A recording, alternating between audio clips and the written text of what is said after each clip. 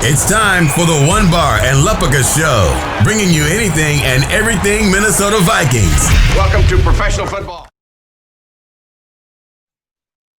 Welcome back to the One Bar and Lupica Show. I am Lupica, and the Minnesota Vikings got their first win of the 2020 season with a 31-23 victory over the Houston Texans. I don't know what you, but I'm going to go ahead and have a little skull of that. Cheers to that. Yeah, Vikings get in the win column. Whether you're hoping for tanking for Trevor, whatever it is, it feels damn good anytime the Vikings walk away from a win. We're going to dive into what brought that win to Minnesota. Also give out our stud and turds of the game. So stick around. Lupigus, let's hop right into this victory. Well, let's talk about this thing. It was 31-23. Really shouldn't have been that close. The Vikings had a couple chances to ice this thing earlier. Couldn't quite do it. That young defense really looked a lot better. Still trying to figure out how to finish games. But let's talk about the offense first. And when you talk about offense, you got to talk about Dalvin Cook again. 130 yards today, 2 touchdowns. And what he can do just, wiggling, breaking tackles, getting extra yards, it's just huge to this offense. Gets this whole thing moving. And it's the heart and soul of the Vikings offensive attack right now. Yeah, Gary Kubiak was not shy about saying they got to get Dalvin Cook the ball more, which is funny because he's the offensive coordinator. But they did it. 27 carries. That's quite the hefty bulk. 27 carries, 130 yards, 2 touchdowns. He was looking damn near unstoppable at times. He is clearly one of the best backs in the league, and he is a big part of this win. Another big part of the win was Kirk Cousins had a very 16 for 22 for 260 yards. So just not a huge game, but enough to get the win. He did not step on his dick. He did not make mistakes enough for the Vikings to get the loss. And then obviously our 2 receivers had a very good game as well. Well, I think this is when you see it, we're seeing the effects of Justin Jefferson's big game last week, open up a lot more opportunities for Adam Thielen.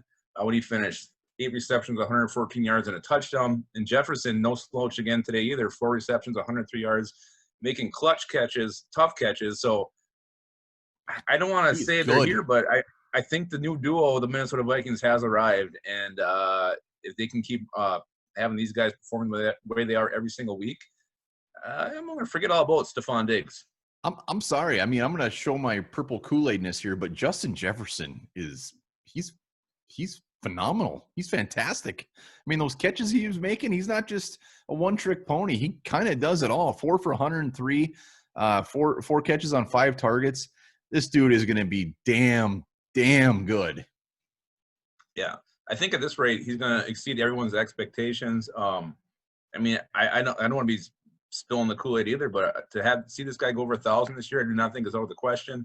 But you got your three main weapons right now: Cook, Thielen, Jefferson.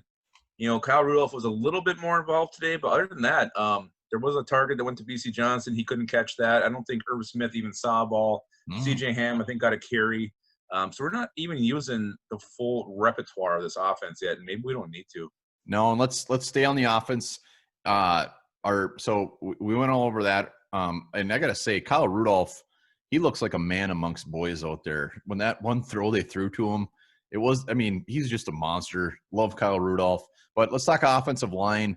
It seemed like they might have actually played a little bit better. They got a little push. I think a lot of the sacks, it seemed like it was more coverage sacks where Cousins just couldn't figure out where he wanted to go with the football. It wasn't like there was – early there was. I think it was Riley Reif got destroyed by – was it Whitney Merciless on that one? I think J.J. Watt got home once. But they kind of figured it out after that first couple of drives, and they did – this was probably their best game this year. I didn't see Drew Samia rolling 15 yards back this game, but maybe. Yeah, Drew Samia still played like shit. I think the rest of the guys played pretty good, but Drew Samia still not great. Offensively, we actually controlled the possession. We had the ball for 36 minutes. We dominated that, which was a complete flip of what we've seen. We got more first downs. We had less turnovers. So adding all that up with Dalvin Cook's game, if you don't win that, then you got something wrong. So offensively, you got to be very, very happy with what we did. Yeah, let's talk about a couple certain plays. I want to talk about the Kirk Cousins 4th and 1 rollout. Pretty ballsy play call by Gary Kubiak there. When Cousins turned, I'm like, he can't throw the ball from that position, and he didn't have any intention to. He took off running, and he actually he tiptoed down that line, got himself an extra 3-4 yards. So impressive run by the quarterback. It wasn't the prettiest thing, but it worked. Were you a fan of the 3rd and 6 taking a shot late in the game? What was your thoughts on that play call? No, and back to the Kirk Cousins run. I think that play took about 46 seconds. He's so damn slow, just going over. It looked like he was running through concrete, but he got it. Kubiak was showing off his big old hefty balls, calling that play, which was great. No, the 3rd and 6. No, I obviously if he would have caught it, it would have been great. But run the damn ball, get the clock out. That was very weird. I mean, it was too damn first down. Throw a safer route. Throw a route that's gonna, at least if you don't get the first down, you're gonna get 4 yards and milk the clock. So yeah. I mean, I get why they did it. You catch it there, the game's over. But Cousins underthrew it, and I would have rather seen a run or a much safer route, maybe with a couple options on it. Yeah, I mean, we're talking with the Vikings. We're very excited about the win, but this was clearly a game of 2 0-3 teams. Both defenses were pretty brutal. Tons of yards given up. The Vikings had 410 yards. Texans had 386. Defense was just not there for either team. Well, I actually thought the Vikings let's go to the defense now. I thought their front seven played a lot better this week. They held the Texans under 100 yards rushing. David Johnson could get nothing up the middle. The problem was when Harrison Smith went out. When he got ejected. Let's talk about that right off the bat. We have to. Zimmer, I would have loved to hear. You could tell what he was saying, which was fantastic. I'm surprised his little face mask wasn't just full of slobber. But very, very bad words. What the hell? I mean, it was definitely a penalty. It's something you see usually once a game. It's not like he was completely going straight for his head, but to be kicked out of a game for that type of hit play was shocking. Seemed a little extreme, especially when the guy, the receiver put his head down. Wasn't like he was sliding or gave himself up. He lowered his head, and then Smith had already started his tackle. So to throw him out for that, I don't know what the hell else he's supposed to do there. So, and again, that changed the entire defense because George Iloka, he sucks. Well, George, sucks. He's a horrible player. George Iloka had a very rough game, but we got to remember, George Iloka was a free agent until we signed him, and he wasn't even on a team last year. It's for a reason. I mean, I guess I don't have that high expectations for George Iloka, so I'm not going to beat on him too bad. It's just kind of expected. That's the Vikings' own damn fault. I mean, they went in the season with 2 safeties. They cut everybody else. They didn't draft anybody high. They didn't sign a free agent. What the hell do you think is going to happen? Smith and Harris, there's a good chance one of them is going to get hurt at some point, miss a couple games. And if Iloka has to play for an extended period of time, we're absolutely screwed. Again, the Vikings took chances, and every chance they seem to took this year is kind of backfiring at this point. And that safety position, that's scary if Iloka has to play more than just a couple snaps here and there. Yeah, Iloka, there's just such a huge drop-off after those two guys. So he had a very, very rough game, but luckily we do get to win. But defensively, there were, like you said, there was a lot of yards given up, but there was some good spot. DJ Wanham. He got a sack. I love seeing more of him out there. The pressure overall was good. They were able to pretty much contain Deshaun Watson. He had a couple magician-like escapes and some runs there, but for the most part, they kept him in check. The run defense was good. We already mentioned that. Coverage was pretty good. Even, on some of these plays, Hill was there, Gladney was there, but they were just making the catches. Really, overall, the defense played much better, and you kind of feel like maybe it's coming together a little bit. And I'm excited to see when Hughes comes back healthy, Boyd's healthy, we can get our full guys back out there because Dantzler and Gladney, they're progressing pretty damn fast. Yeah, Gladney, you got burnt again. Was that I can't remember if it was an actual touchdown or not, but Gladney was playing well. Dantzler was playing well. Eric Wilson seemed to have a good game. Kendricks had that great block there. Just very, very good game. And like you said, David Johnson, we held him to 3.9 yards carry, 63 yards. And Deshaun Watson, early on anyways, later on in the game, he started to look very good. But early on, I don't know if that was because of our defense or if he was just having a shitty game, but he did not look good. He didn't. And you look at the big guys. Jaleel Johnson was back there. Shamar Stephan did pretty well today. Jalen Holmes, I saw him make a couple plays too. So Yannick Ngakoue, everybody really stepped up. I mean, I don't know if Identible had a stat here. I'm going to look at that because I'm still waiting to see what the hell he can do. But he did hit Watson out of bounds pretty late. I thought for sure it would be a flag, but there was nothing. Identible did have a tackle. So really, this was the defense's best job, I think, all year long, and that's pretty. I mean, it's pretty easy to say. I mean, by a long shot. Yeah, and Ngakoue had another sack, so that's his third sack. And Wanham had the other sack. But yeah, just very, very, very, very good game. Ngakoue, man, they got to find a magical way to sign this guy after this year because he's fantastic. I want to see him and Hunter on the field together, and I hope I get to at some point. It doesn't sound good about Hunter right now, but if we can see these two together, that could just be a dominating duo. Let's go on special teams a little bit because I think there's some things to talk about here. Yeah, a little bit concerning. Dan Bailey, again, they trotted him out there for that 55-yard field goal. Wasn't even close.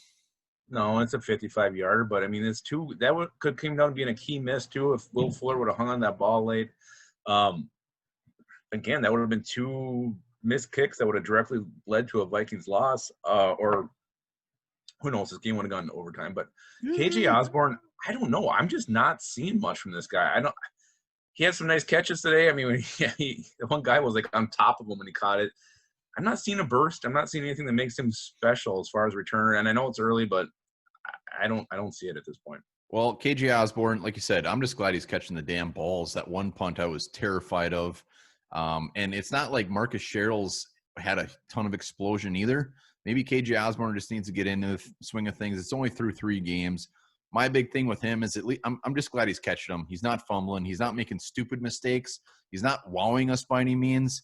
His average kickoff returns were for 20 yards today, and he had 1 punt return for 6 yards. I don't think I'm not going to get excited when he's out there. He's going to take it to the house, but as long as he's catching them, I'm fine with it. Yeah, but how about that play? It was Mike Boone nailing DeAndre Carter and Dan Chisena all over that thing. We both knew something about Chisena as soon as we signed him. He was going to be special, and he proved it today. Boy, I didn't think he was going to be special at all, but he's proven me wrong. The rookies showed up today. Chisena had a good play. We already talked about Wanham, Jefferson. Very, very, very fun to see. And that turnover, actually, that was the only turnover of the game, and that was that might have been the decider right there. Hell yeah.